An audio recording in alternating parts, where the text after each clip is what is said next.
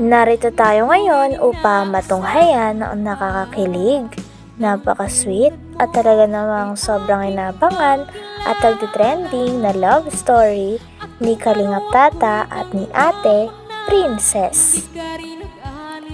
Sa pagpapatuloy ng ating istorya ay magkasama pa rin si Kalingap Tata at si Ate Princess sa dagat na kanilang pinuntahan. Patuloy pa rin nilang kinikilala ang isa't isa dahil sa pamamagitan nito ay mas lalalim ang kanilang koneksyon at mas dumadami ang kanilang bonding. Sinabi nga ni Ate Princess na napansin niya daw talaga na parang kay Kalingap Tata na ang lahat. Sapagkat si Kalingap Tata ay talagang mabait, mapagmalasakit, matulungin sa kapwa, pogi, at talaga namang talented dahil kaya niyang kumanta, sumayaw, lalong-lalo na ay umacting. Kaya overall talaga ay masasabi niya nga na kay Kalingap Tata na ang lahat. Kaya naman napakaswerte daw ng babae at napakapalad nito kung ang makakatuluyan niya si Kalingap Tata dahil full package na nga si Kalingap Tata para sa kanya. Ang Panginoon talaga ay Tayo gumagawa ng paraan. Gumagawa ng paraan para matagpuan kita.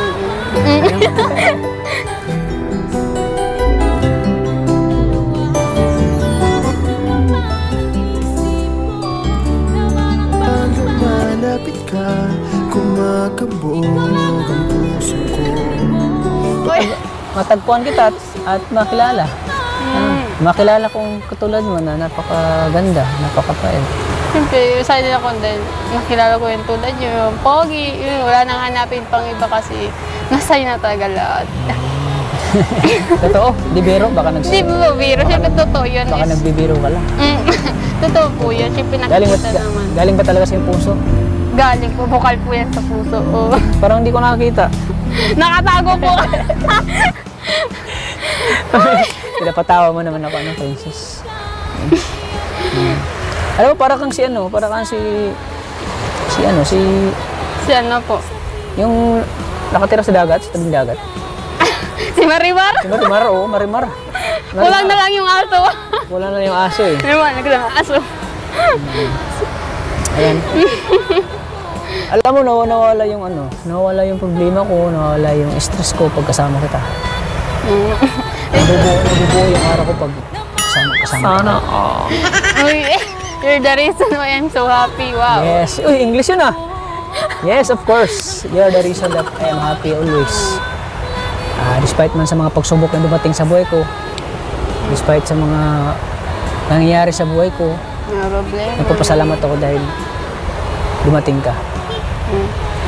Pasalamat din po kasi yun nga po, lumakas sa buhay ko. And pwede po yung aso kung bakit din masaya ako din ngayon kasi nakita ko na po kayo ulit. Yun. Napagkamalan pa nga ni Kalingap Tata si Ate Princess na parang siya daw si Marimar. Napakaganda kasi nito at si Marimar nga ay nakatira nga sa tabing dagat. Kaya naman tuwang-tuwa din si Ate Princess dahil grabe nga mag-compliment si Kalingap Tata. Talaga napakaganda kasi ni Marimar. Kaya nung hinantulad siya kay Marimar ay ibig sabihin ay gandang-ganda din talaga si Kalingap Tata kay Ate Princess. Pagkatapos naman noon ay in-open up naman ni Kalingap Tata na masaya daw siya tuwing nandyan si Ate Princess.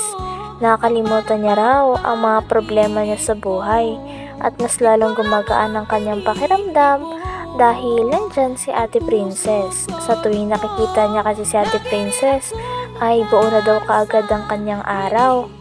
Kaya naman sabi naman ni Ate Princess na ganun din ang nararamdaman niya para kay Kalingap Tata. Si Kalingap Tata daw talaga ang nagiging rason kung bakit sumasaya siya at napapangiti din siya nito. Grabe at patagal ng patagal ay mas lalo na lumalalim ang koneksyon ni Kalingap Tata at Ate Princess. Si ano po? Yung nakatira sa dagat, sa tabing dagat. Si Marimar? Si Marimar, oo, Marimar. Kulang na lang yung aso. Wala na yung aso eh. Naman, naglang aso. Ayan. Alam mo, nawawala yung nawawala yung problema ko, nawawala yung stress ko pag kasama kita. Nabubuo yung araw ko pag kasama Sana kita. Uy, you're the reason why I'm so happy. Wow. Yes. Uy, English yun ah. Yes, of course. You're the reason that I am happy always. Despite man sa mga pagsubok na dumating sa buhay ko, despite sa mga nangyayari sa buhay ko, No problema. nagpapasalamat ako dahil dumating ka.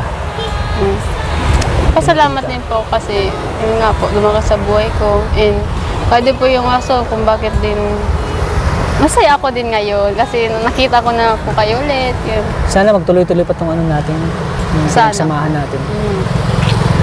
Basta walang susuko. Uy! Sana, Sana walang susuko. sana baka ikaw yung susuko. Ay, kaya po yan. Ha? Kayang-kaya. Walang susuko. Walang susuko.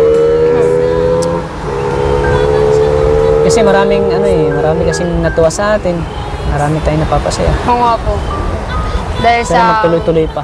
Oo nga po, sana magtuloy-tuloy pa talaga. And dahil sa ginagawa natin, yung ganito, marami tayong napapasayang tao. Ayan. At sana di ka magbago. Kung ano yung pagkakilala ko sa'yo na princess, sana ganun ka pa rin. Sana rin pwede ka rin pong magbago. Kung ano yung nakilala ko rin sa'yo nung una, yun ka pa rin. At sana, yun nga, sana may pag-asa ko. Ako'y tinamaan, puso'y tinamaan.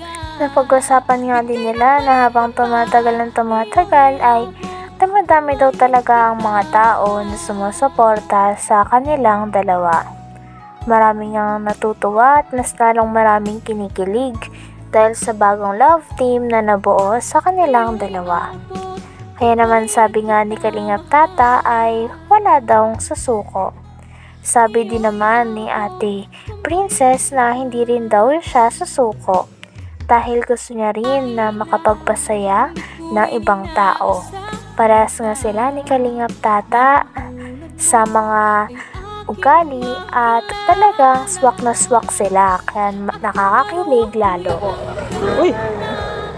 Sana, Sana walang susuko. sana baka ikaw yung susuko. Ay, kaya po yan. Ha? Kayang-kaya. Walang susuko. Walang susuko. Kasi marami kasing natuwa sa atin. Marami tayong napapasaya. Oo nga po. Dahil Sana sa... magtuloy-tuloy pa. Oo nga po, sana magtuloy-tuloy pa talaga. And dahil sa ginagawa natin, yung ganito, marami tayong napapasayang tao. Ayan. But Sana thank di you. ka magbago. Kung ano yung pagkakilala ko sa'yo na princess, sana ganun ka pa rin. Sana rin pwede ka rin pong magbago. Kung ano yung nakilala ko rin sa iyo nung una, yun ka pa rin. At sana, yun nga, sana may pag-asa ko. Ako'y tinamaan, puso'y tinamaan. Sadyang ikaw lang ang tanging dahilan. Hingin ang sarili na hindi ka nakikita. Anong meron ka, meron. Mahirap nang sabihin na, sana. Basta alam mo na yun. Kung ikaw babae ka naman, alam mo naman yung, Alam na po yung kung ano yung mga, ng mga lalaki, di ba? Opo. Malalaman mo agad yun, di ba? Kaya nandito tayo ngayon. Para makilala yung isa't isa. Isa't isa. Handa naman ako maghintay. Pero hindi ko naman. Kasi baka sabihin mo, preskong presko ako eh. Baka sabihin mo. Siyempre, alam mo na yun, di ba? Babae ka eh. Opo. Sana ulit marunong maghintay, no? Handa ako maghintay para sa'yo. Ay, wow! Sabog na naman. Paano yan? Parang gabi na yata. Medyo na nga po, maano na yung... Baka hinahanap ka na ni mama mo. Iwan ko. Hanggang dito na lamang muna ang ating nakakakilig, napaka-sweet at talaga namang sobrang pinakainaabangan na love story ni Kalingap Tata at ni Ate Princess. Maraming salamat sa inyong panonood. Hanggang sa muli. Bye!